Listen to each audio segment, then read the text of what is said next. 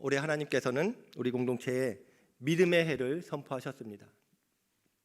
예수님께서 두 맹인을 치유하신 그 사건을 우리 공동체 약속의 말씀으로 주시며, 그 기적이 그 시대에만 일어났던 그리고 끝나버린 사건이 아니라 오늘을 사는 우리에게도 동일한 믿음으로 주 앞에 나갈 때 동일한 역사를 경험할 수 있도록 하나님께서 은혜의 문을 열어주셨습니다.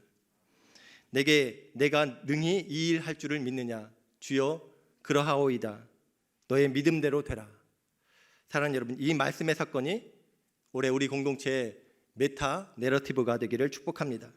올해 주신 이 말씀을 한 해 동안 자주 묵상하시길 바랍니다. 묵상하시면서 주님께서 우리 각자에게 요구하시는 그 믿음의 교훈이 무엇인지를 배우고 그 믿음을 주께 보임으로 믿음대로 역사하실 그 하나님을 더 깊이 만나고 경험하는 우리 모두가 되기를 주의 이름으로 축복합니다. 그런데 사랑하는 여러분, 믿음의 역사를 보는 이 믿음, 어떤 믿음인가요? 사실 이 믿음은 우리에게서 나오는 나의 믿음이 아닙니다. 믿음의 역사는 긍정의 힘처럼 내가 긍정하고 내가 믿어서 이루어지는 역사가 아닙니다. 이 믿음은 예수님께 속한 믿음이며 예수님을 향한 믿음입니다.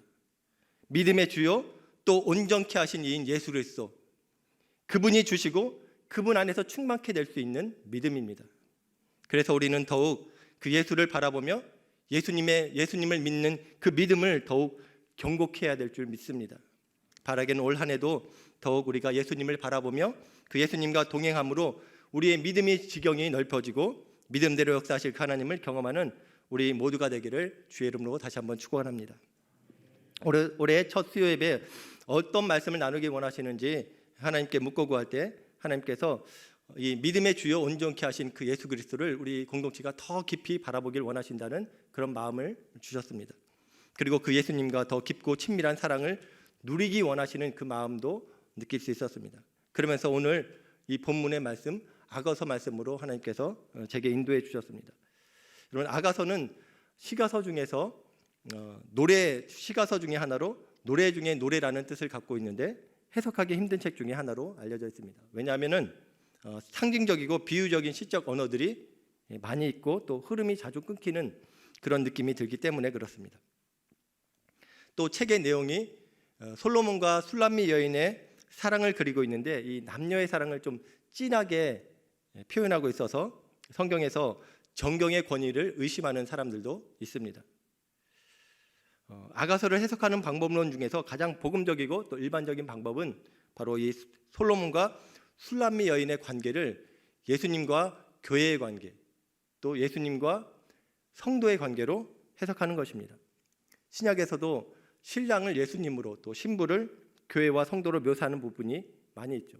그것처럼 아가서도 역사적인 사실로 기록하고 있지만 그 안에 신랑 되신 예수님과 신부인 교회의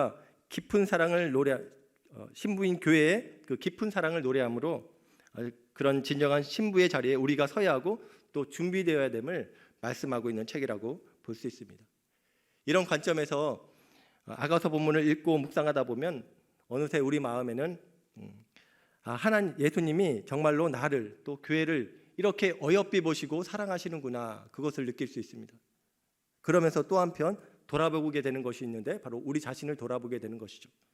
나는 지금 이 여인처럼 예수님을 향한 그 애틋한 사랑과 그 사랑에 대한 갈망이 있는가, 그것을 또 돌아보게 되는 것입니다. 오늘 말씀을 준비하기 위해서 제가 아가서 말씀을 다시 한번 읽고 묵상할 때 제 마음에 우리 모두가, 우리 공동체가 아가서의 그 연인처럼 예수님과 이런 깊고 친밀한 사랑을 누리며 평생을 살았으면 좋겠다는 그런 마음의 소원이 생겼습니다. 자, 그러면 예수님과 이렇게 더욱 깊고 친밀한 사랑을 나누고 누리기 위해서 어떻게 해야 될까요? 오늘 본문을 묵상할 때 이 질문과 관련해서 제게 세 가지 단어가 생각이 났습니다. 세 가지 단어. 하나는 고백입니다. 고백. 또 하나는 경계이고요. 또 하나는 연합입니다. 오늘 이 세 단어를 중심으로 우리가 예수님과 친밀한 사랑을 누리기 위해서 필요한 것이 무엇인지를 같이 살펴보며 은혜를 나누기 원합니다. 첫 번째로 예수님과 더 깊고 친밀한 사랑을 나누기 위해서 어떻게 해야 되는가? 첫 번째, 고백이죠. 고백. 바로 사랑을 고백하고 그 사랑을 자주 확인하는 것입니다. 연인과 부부 사이에 깊고 친밀한 사랑을 누리기 위해서는 그 자주 사랑을 고백하고 그 사랑을 확인할 수 있어야 되는 것이죠. 그렇지 않으면 그 관계가 점점 메말라지고 형식적이 되어지는 것을 보게 됩니다. 예수님과의 관계도 마찬가지예요. 우리가 주님과의 사랑을 고백하지 않고 또 확인하지 않으면 우리는 친밀함으로 나아가지 못하고 형식적인 신앙으로 굳어지게 되는 것입니다. 아가서의 술람미 여인과 솔로몬의 관계가 이렇듯 깊고 애틋한 관계가 될 수 있었던 것은 그 둘이 서로 그 사랑을 자주 고백하고 자주 확인했기 때문에 그렇습니다. 보면은 먼저 신부가 신랑을 어떻게 부르는지를 보면은 알 수 있는데요. 오늘 본문이 속한 2장에 보면은 매 절마다 신랑을 그 신부가 부르는데 어떻게 부르나요? 내 사랑하는 자라고 그렇게 부릅니다. 4절에 보면은 그 사랑은 내 위에 깃발이로구나라고 고백합니다. 깃발은 목표를 상징하죠. 사랑이 깃발처럼 그녀의 삶의 목적이라는 것입니다. 그리고 5절에 보면은 내가 사랑함으로 병이 생겼음이라라고 그렇게 고백합니다. 병이 생길 정도로 그렇게 신랑을 그리워하고 또 사랑한다는 것이죠. 그리고 7절에 내 사랑이 원하기 전에는 그 상대를 그냥 그 사람이라고 하지 않습니다. 계속해서 내 사랑, 내 사랑하는 자라고 그렇게 고백하죠. 이처럼 여인은 자신의 사랑을 고백하고 있는 것입니다. 여인만 그런가요? 신부만 그런가요? 신랑도 동일하게 신부에게 그와 같은 사랑을 고백합니다. 10절 말씀을 한번 보도록 할게요. 10절 말씀에 보면 나의 사랑하는 자가 말하기를, 신부가 그렇게 이야기하는 것이죠. 신랑이 어떻게 이야기하는가? 바로 나의 사랑, 내 어여쁜 자여 일어나 함께 가자. 13절에도 나의 사랑, 나의 어여쁜 자여 일어나 함께 가자. 나의 사랑, 나의 어여쁜 자여, 이 표현은 보면 아가서에서 총 9번 등장합니다. 어쩌면 아가서의 핵심 구절이 아닌가 생각이 되는데요. 신랑이 신부를 향해서 이런 사랑의 고백을 하는 것입니다. 나의 사랑, 나의 어여쁜 자여. 이렇듯 두 사람은 서로에게 사랑을 고백하며 서로의 사랑을 확인하며 그 사랑을 키워가고 있는 것입니다. 깊고 친밀한 사랑의 관계로 만들어가고 있는 것이죠. 가꾸고 있는 것입니다. 예수님과 우리의 관계도 마찬가지입니다. 우리가 주님과의 친밀한 그 사랑을 누리기 위해서는 주님이 우리를 어떻게 사랑하시는지를 우리는 자주 확인할 수 있어야 됩니다. 그리고 또 우리 역시 주님을 향한 그 사랑을 자주 고백할 수 있어야 되는 것입니다. 전에 우리 교회에서 기도 사역을 한참 할 때 영적 권위자에게 제가 또 기도를 받은 적이 있습니다. 그분이 저를 위해서 기도를 해주시는데 사실 계속 동일한 기도만 이렇게 해주시는 거예요. 기도의 내용이 뭐였냐면, 그때 제가 전도사였는데 하나님, 전도사님을 축복해 주세요. 하나님께서 전도사님을 얼마나 사랑하시는지를 알게 해주세요. 하나님께서 전도사님을 많이 사랑하십니다. 무엇과도 바꿀 수 없을 정도로 사랑하십니다. 그 사랑이 차고 넘치시기를 원하십니다. 계속 그 하나님이 저를 사랑한다는 그 말씀을 계속 해주시는 거예요. 그 기도를 듣는데 사실 전 별로 큰 감동이 없었습니다. 속으로 그거 다 아는데 그걸 누가 모르나? 하나님은 당연히 사랑의 하나님이니까 날 사랑하시지, 그런 생각을 했습니다. 아마 개인적인 그런 예언의 말씀 같은 것을 듣고 싶었던 그런 생각이 있었던 것 같습니다. 그런데 하나님께서 저를 사랑한다고만 하시고 기대했던 그런 내용들이 아니니까 좀 실망했던 것 같아요. 그렇게 기도를 받고 자리에 앉아서 더 묵상하며 제가 이제 기도를 하는데 갑자기 제 마음 가운데 이런 하나님의 감동이 임했습니다. 은성아, 내가 널 많이 사랑해. 내가 널 진짜 사랑해. 그리고 나도 너에게 이런 사랑의 고백을 좀 듣고 싶구나. 그때 갑자기 마음이 물큰하면서 눈물이 쏟아지는 것을 경험했습니다. 돌아보니까 정말 하나님은 끊임없이 저에게 그 목사님께서 저를 위해서 기도해 주실 때 고백하셨던 것처럼 그렇게 사랑을 끊임없이 고백하시는데 전 그 사랑을 받고 알고 누리고 있으면서 이미 다 아는데 그렇게 했던 것처럼 그렇게 알고 받고 누리고 있지만 저 자신은 하나님께 이런 진솔한 사랑의 고백을 하지 못하고 있다는 것을 느끼게 된 것이죠. 마치 혼자 저를 짝사랑하시는 것 같이 마음 태우시는 하나님의 모습이 그려지면서 너무 죄송하더라고요. 그래서 그 자리에서 눈물을 흘리며 주님 사랑해요, 주님 사랑해요, 온 마음과 정성 다해 하나님의 신실한 친구 되기 원합니다, 주님 사랑해요, 그 찬양을 그렇게 한참 불렀는지 모르겠습니다. 그제서야 제가 하나님의 마음을 안 것이죠. 사랑하는 여러분, 날마다 우리를 향한 이 하나님의 사랑을 확인하며 그 사랑을 우리 역시 동일하게 고백할 수 있기를 주의 이름으로 축복합니다. 어떻게 확인하고 고백할 수 있을까요? 먼저 매일 하나님께서 우리에게 베풀어 주시는 그 모든 것들을 통해서 하나님의 사랑을 확인하고 또 고백하는 것입니다. 가끔 길을 가다가 우리가 멋진 풍경을 볼 때 와 하는 그런 감탄사를 이제 저절로 그 감탄사가 나오게 되잖아요. 그럴 때 하나님께서 제 마음에 어떤 때는 이런 감동을 주시는 때가 있습니다. 은서가 좋지, 내가 널 위해서 준비했어. 그런 감동들 가끔 받으시죠. 그러면 여러분 어떻게 해야 될까요? 네, 하나님 멋져요, 표현해야죠. 그리고 하나님 감사해요, 저도 하나님 사랑해요, 그렇게 고백하는 것입니다. 그렇게 하나님의 사랑을 확인하고 고백하면서 하나님과 더 친밀해지는 것이죠. 그리고 말씀을 통해서 우리가 하나님의 사랑을 확인하고 또 고백할 수 있습니다. 말씀을 읽고 묵상할 때 하나님께서 우리를 위해 행하신 일들을 깨닫게 될 때마다 이것이 바로 하나님의 사랑이었구나 라고 깨닫게 될 때 그 자리에서 하나님께 감사의 기도를 드리고 하나님을 예배함으로 우리의 사랑을 고백하는 것입니다. 또 가장 중요한 것, 바로 날마다 십자가를 바라보며 그 십자가를 묵상하며 예수님의 사랑을 확인하고 또 고백하는 것입니다. 십자가를 묵상할 때 우리는 이 세상에서 볼 수 없는 가장 큰 사랑을 경험하게 되는 것이죠. 하나님이신 예수님이 죄인된 우리를 위해서 십자가에서 돌아가신 것, 그것보다 더 큰 사랑이 어디 있습니까? 무엇으로도 설명할 수 없는 신비와 사랑이 바로 그 십자가 안에 담겨 있는 것이죠. 그 신비에 하나님의 사랑이 있는 것입니다. 하나님께서 자신의 생명을 주시면서까지 우리를 위하신다면 그보다 더 큰 사랑이 어디 있겠습니까? 나의 사랑, 나의 어여쁜 자여, 넌 내가 피 주고 산 내 사랑이란다. 그렇게 주님께서는 십자가에서 우리에게 사랑을 고백하시는 거예요. 그리고 우리는 이렇게 그 십자가를 통해서 날마다 주님의 사랑을 확인하는 것입니다. 그리고 그 사랑을 확인한 우리는 다시 그 십자가를 품고 그 십자가를 들고 이웃을 향해 그 십자가 사랑을 전하러 나아가는 것입니다.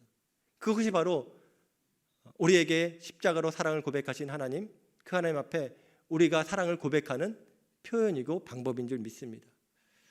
바라기는 이렇게 자주 우리가 매일매일 그 주님의 사랑을 확인하고 또 자주 주님께 사랑을 고백함으로 더욱 주님과 친밀한 사랑을 누리는 우리 모두가 되기를 주의 이름으로 축복합니다. 아멘. 예수님과 더 깊고 친밀한 사랑을 나누고 누리기 위해서 어떻게 해야 되는가? 두 번째는 바로 경계라는 단어입니다. 경계. 바로 죄를 경계하고 주의해야 된다는 것입니다. 주님과의 사랑을 키우고 친밀한 사랑을 누리며 경고케 하기 위해서 우리는 시시때때로 그 사랑을 무너뜨리려는 사단의 공격과 죄의 유혹이 있음을 기억하고 늘 경계할 수 있어야 되는 것이죠. 오늘 본문에 보면 이 술람미 여인과 또 솔로몬의 사랑의 관계를 허물려는 또 시도가 보이는 것을 보게 됩니다. 그래서 여인이 15절에 보면 이런 말을 하죠. 15절 말씀 우리 같이 한번 읽어볼까요? 자, 시작. 우리를 위하여 여우 곧 포도원을 허는 작은 여우를 잡으라. 우리의 포도원에 꽃이 피었음이라. 여기서 포도원은 결혼 관계를 통해 누리는 깊은 사랑을 의미합니다. 포도원에 꽃이 피었다는 것은 그만큼 사랑이 이제 막 피어오르기 시작했다는 거예요. 더욱 조심해야 될 때라는 의미죠. 또 꽃이 떨어지면 포도나무는 열매를 맺을 수 없기 때문에 그렇기 때문에 더욱 조심해야 되는 때다, 그렇게 볼 수 있습니다. 그런데 그 포도원에 무엇이 나타나나요? 여우가 나타납니다. 여우는 포도원을 파헤치고 구멍을 내서 포도나무가 자라고 또 열매 맺는 것을 방해하는 것들을 상징합니다. 여기서는 연인의 사랑을 방해하는 그 모든 것들을 상징하죠. 그런데 그 여우가 어떤 여우라고 하나요? 작은 여우라고 합니다. 작은 여우. 작다는 것은 소홀하게 생각할 수 있다는 것을 의미하죠. 그러나 아무리 작고 사소한 것이라 할지라도 그것을 방치하면 결국 그 작은 여우가 포도나무를 다 상하게 하고 꽃을 떨어뜨려 포도원의 열매를 맺지 못하게 만든다는 것입니다. 그래서 그 작은 여우를 잡으라고 권면하고 있는 것이죠. 그런데 여러분, 우리와 예수님 사이의 사랑을 방해하는 작은 여우가 또 있습니다. 그것이 무엇인가요? 바로 죄가 그러한 것이죠. 죄는 전염성이 있습니다. 깨진 유리창 법칙 우리가 다 잘 알고 있는데, 그것처럼 작고 사소한 죄라 할지라도 그것을 방치하면 그것을 중심으로 계속해서 죄의 유혹이 찾아오고 결국 우리가 손쓸 수 없는 처참한 지경에까지 이르게 할 수 있다는 것입니다. 지금 우리 삶의 자리를 한번 우리가 돌아보길 원합니다. 내 삶의 영역에 혹시 그 작은 여우가 숨어 있지는 않은지, 나와 예수님과의 관계를 점점 더 멀어지게 만드는 그 작은 여우가 있지 않은지, 아무도 보는 사람 없을 때 혼자 행하고 있는 그 행동들, 그것들이 혹 그 작은 여우는 아닌지, 물질에 대해서 정직하지 못한 모습들, 또 사소한 것이라고 해서 그냥 용인하고 있는 그런 불법적인 행동들, 이런 것들이 혹시 우리 삶의 자리에 작은 여우로 있지 않습니까? 우리가 의식적으로 그 작은 여우를 잡지 않으면 어느 순간 그 작은 여우가 아예 우리의 삶의 자리에 굴을 파고 또 둥지를 만들어 우리의 모든 사랑의 관계를 다 파괴해버릴 것입니다. 그러므로 예수님과 우리 관계를 허무는 그 작은 여우, 그 죄, 절대로 방치하지 않기를 주의 이름으로 축원합니다. 유혹이 올 때마다 그것이 예수님과 우리의 관계를 허무는 그 여우라는 사실을 인식하고 내 마음과 생각과 삶의 자리에서 그 작은 여우를 쫓아낼 수 있는 우리 모두가 되기를 주의 이름으로 축복합니다. 그런데 사랑하는 여러분, 어떻게 그 작은 여우, 그 죄의 유혹을 쫓아낼 수 있을까요? 전에 어느 목사님의 설교를 들을 때 하신 비유가 오늘 말씀을 준비하는데 생각이 났습니다. 그분이 죄와 우리와의 관계, 또 예수님과 우리와의 관계를 옛 애인과 지금의 남편의 관계로 이렇게 비유해서 설명을 하셨습니다. 어떤 여자에게 애인이 있었습니다. 그녀는 애인과 날마다 쾌락을 즐기며 자유롭게 연애를 했습니다. 그렇지만 그녀의 영혼은 점점 메말라갔고 피폐해져 갔습니다. 그러다가 한 멋진 남자를 알게 되고 진정한 사랑을 경험하면서 둘이 이제 결혼을 하게 되었습니다.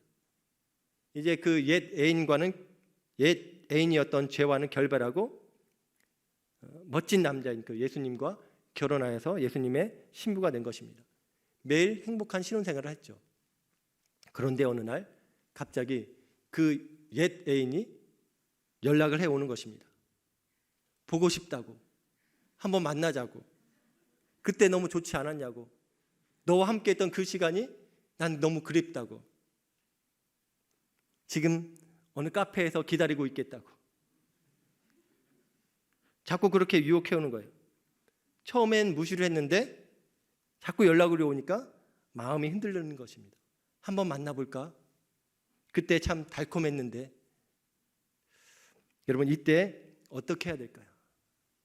이 목사님께서 정말로 기가 막힌 방법을 알려주셨는데, 그렇게 옛 애인이 자꾸 연락해오면 그 자리에 남편을 데리고 가라는 것입니다. 남편을 데리고 가서 나 결혼했어, 다시는 너와 만날 수 없어, 다시는 나에게 연락하지 마, 그렇게 말하라는 거예요. 예수님의 팔짱을 끼고 옛 애인, 그 죄의 유혹이 있는 자리 가운데 죄의 유혹에 가서, 죄에게 가서 선포하라는 것입니다. 난 예수님과 결혼했어, 난 너와 더 이상 만날 수 없어, 다시는 나에게 연락하지 마. 사랑하는 여러분, 이렇게 죄를 이기는 방법은 바로 나의 신랑 되신 예수님을 모시고 살아가는 것입니다. 그리고 어디든지 주님과 함께 가는 것입니다. 그럴 때 옛 애인이었던 죄가 더 이상 우리를 유혹하지 못할 것입니다. 이렇게 죄를 경계하여 주님의 사랑을 아름답게 가꾸는 우리 모두가 되기를 주의 이름으로 축복합니다. 아멘. 마지막 세 번째입니다. 예수님과 더 깊고 친밀한 사랑을 나누고 누리기 위해서 어떻게 해야 되는가? 세 번째는 바로 연합입니다. 연합. 신랑 되신 예수님과 더 깊은 연합 가운데 살아가는 것입니다. 여러분, 사랑의 최종의 목적은 연합입니다. 둘이 온전히 하나 되는 것, 그것이 사랑입니다. 그렇게 될 때 우리는 포도원을 허물려고 덤벼드는 그 여우의 공격에도 절대로 흔들리지 않는 온전한 사랑, 친밀한 사랑을 이루고 누릴 수 있는 것이죠.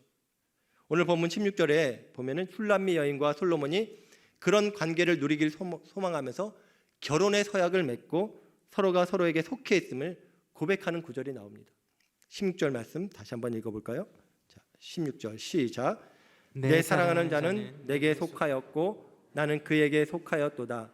그가 백합화 가운데에서 양떼를 먹이는구나. 네. 여인은 사랑하는 자가 자신에게 속했고 자신은 또 그에게 속했다고 이야기합니다. 연합을 의미하는 것이죠. 연합. 여러분, 부부관계에서 연합이 얼마나 중요합니까? 하나님께서도 아담과 하와를 짝지어 부부되게 하시면서 하신 명령이 부모를 떠나 둘이 한 몸을 이룰지라, 그 말씀을 하셨잖아요. 그래서 부부 사랑의 최종 목적은 바로 이 하나됨에 있는 것입니다. 육체적으로, 정서적으로, 영적으로 하나 되어 하나님의 뜻을 함께 이루는 부부가 되는 것, 그것이 부부 사랑의 최종 목적인 것이죠. 그럴 때 진정한 또 친밀함을 누릴 수가 있는 것입니다. 마찬가지로 예수님과의 관계에서 우리에게도 이 연합의 원리가 중요한 것입니다. 우리는 주님과 연합된 자가 되었습니다. 우리가 예수 그리스도를 구주와 주인으로 영접할 때 예수님은 성령님을 통해서 우리 마음 가운데 임하시며 우리와 함께 거하십니다. 오늘 말씀처럼 주님이 내 안에, 내가 주님 안에 거하는 삶을 살게 된 것입니다. 그렇기 때문에 우리는 날마다 내가 주님과 연합된 자라는 사실을 늘 기억하면서 살아야 되는 것이죠. 그리고 여기서 속했다는 것은 소유를 뜻한다고도 볼 수 있습니다.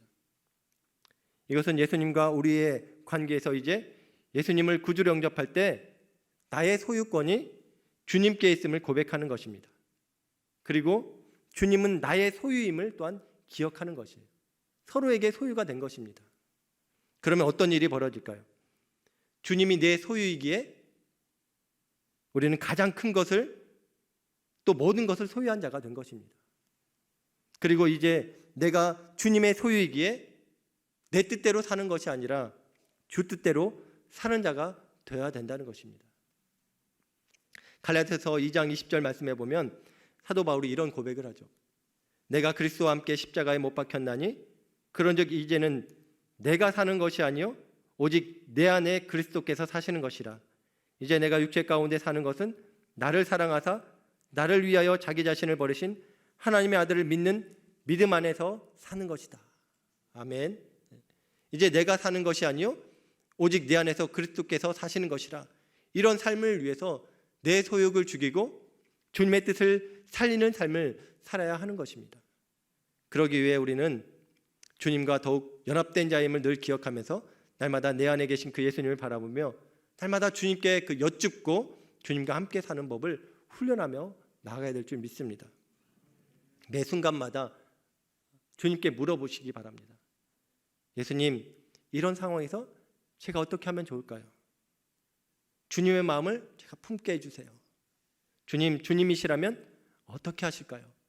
이렇게 계속 주님께 묻고 주님의 말씀과 성령의 감동으로 주시는 그 인도하심에 따라 순종하며 살아갈 때 우리는 주님과 진정 연합된 그 삶을 살게 되고 내 소욕이 아닌 주님의 뜻을 이루는 그런 거룩한 삶을 살 수 있게 될 줄 믿습니다. 그것이 곧 주님과 매일 친밀한 관계를 갖고 살아가는 삶인 줄 믿습니다. 바라기는 이렇게 주님과 연합하여 더 친밀한 사랑을 나누고 또 누리고 전하는 우리 모두가 되기를 주의 이름으로 축복합니다. 아멘. 이제 말씀을 마무리하겠는데요. 예수님과 더 깊고 친밀한 사랑을 누리기 위해서 우리가 해야 될 것 세 가지 살펴보았습니다. 무엇이었나요? 첫 번째, 고백하는 것. 그 다음에 경계하는 것. 세 번째, 연합하는 것입니다. 그러나 사실 이것은 우리가 스스로 할 수 있는 우리가 스스로 이룰 수 있는 그런 것이 아닙니다. 이것 역시 우리의 의지와 노력이 아니라 주님의 은혜로 가능한 것이에요. 아가서에서 가장 핵심적인 구절을 찾으라면 저는 같이 읽은 2장 10절이라고 생각됩니다. 같이 한번 다시 읽어볼까요? 시작. 나의 사랑, 나의 어여쁜 자야, 일어나서 함께 가자. 이거예요. 신랑의 이 말, 바로 예수님이 우리에게 하시는 말씀입니다. 이 말씀을 붙잡고 살아갈 때 우리는 예수님의 은혜와 능력 가운데 예수님을 더 깊이 사랑하고 죄를 경계하며 그 주님과 연합된 삶을 살 수 있게 될 줄 믿습니다. 왜냐하면 이 말씀 안에 오늘 설교의 그 키워드 3가지가 다 들어있기 때문에 그렇습니다. 나의 사랑, 나의 어여쁜 자야. 주님께서 그 사랑을 고백하시는 것이죠. 주님께 우리는 이런 자입니다. 예수님께서 우리를 이렇게 사랑스럽게 보시는 거예요. 다른 무엇과도 비교할 수 없을 정도로 아름다운 어여쁜 존재로 보시는 것입니다. 우리가 진짜 예뻐서 그러시는 것이 아니죠. 우리는 실수투성이고 죄 덩어리이지만 예수님께서 우리를 위해서 생명을 주셨기 때문에 우리를 보실 때 하나님께서 예수님을 보시는 거예요. 예수님의 생명만큼 우리를 소중히 여기시면서 우리를 사랑하시는 것입니다. 우리를 그렇게 보시기로 작정하시고 그렇게 사랑하시는 거예요. 그 사랑이 우리와 하나님 사랑을 붙잡아 주는 것입니다. 우리 편에서 붙잡는 것이 아니라 주님의 사랑이 우리를 붙잡아 주시는 것이죠. 또 일어나서라고 말합니다. 경계라는 단어를 생각하죠. 우리는 작은 여우를 경계하고 잡으려고 하지만 연약해서 그 작은 여우에게 포도원을 또 망칠 때가 얼마나 많이 있습니까? 경계한다 하지만 또 넘어질 때가 있습니다. 그때 주님께서 우리를 찾아오십니다. 실패하여 주저앉아 있는 그 자리 가운데 주님 찾아오셔서 당신의 은혜로 우리를 건지시고 일어나자 이렇게 세워주시는 거예요. 우리를 절대 포기하지 않으시고 이렇게 세워주십니다. 다시 기회를 주시는 거예요. 그리고 함께 가자, 연합, 이렇게 세우신 후에 이제 더욱 친밀한 주님과의 관계 속에서 함께 동행하는 삶을 살자고 초청하시는 것입니다. 내가 주가 내 안에 거하는 그런 깊은 연합의 삶으로 이제 자기 욕망을 따라 사는 자가 아니라 주님이 우리를 통해 주님의 뜻을 이루는 삶을 함께 살아가는 그 삶의 자리로 초청하시는 것입니다. 그 길은 어쩌면 고난의 길, 십자가의 길일 수도 있습니다. 그러나 그 자리도 주님이 함께 하시기에 우리는 가장 선한 이름을 또 인정할 수 있고 또 고백하며 따라갈 수 있을 줄 믿습니다. 사랑하는 여러분, 이것이 바로 우리를 향한 예수님의 사랑의 고백입니다. 나의 사랑, 나의 어여쁜 자여, 일어나서 함께 가자. 이렇게 주님과 더 깊은 사랑을 누리기 위해 이 주님의 고백을 붙잡고 주님의 사랑 일으켜 주심, 동행해 주심을 붙잡고 늘 승리하는 우리 모두가 되기를 주의 이름으로 축원합니다. 아멘.